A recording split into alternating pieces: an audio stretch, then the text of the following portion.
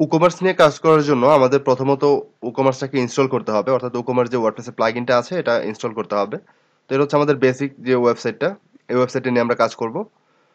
তো এটার অ্যাডমিন প্যানেলে যাইতে হবে। অ্যাডমিন প্যানেলে যেয়ে আপনি যাবেন প্লাগইনসে, প্লাগইনস থেকে অ্যাড নিউতে, অথবা আপনি প্লাগইনসে ক্লিক করতে পারেন, তাহলে এই পেজে নিয়ে আসবে। এখান থেকে আপনি অ্যাড নিউতে ক্লিক করবেন। অ্যাড নিউতে ক্লিক করে আপনি এই পেজে চলে আসবেন। এখানে একটা সার্চ বার পাবেন, সার্চ বারের মধ্যে আপনি সার্চ করবেন WooCommerce লেখে। WooCommerce লিখে যখন সার্চ করবেন তখন এরকম সার্চ রেজাল্ট দেখাবে। WooCommerce নামে যে প্লাগইনটা আছে এটা আপনি ইনস্টল করবেন। ইনস্টল নাওতে ক্লিক করবেন।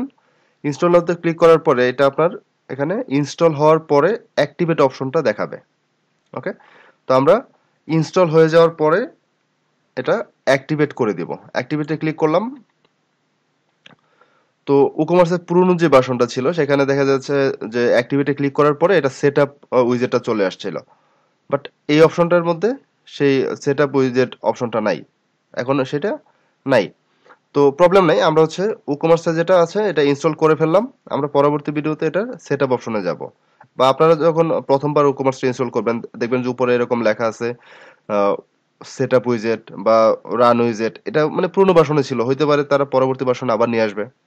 ঠিক আছে, তো যাই হোক, আমরা এটা জাস্ট মাথায় রাখলাম যে যদি সেটআপ অপশনটা আসে তাহলে ওইখানে আমরা ক্লিক করতে পারি। তো আপাতত আমাদের WooCommerceটা ইনস্টল হয়ে গেছে। ওকে।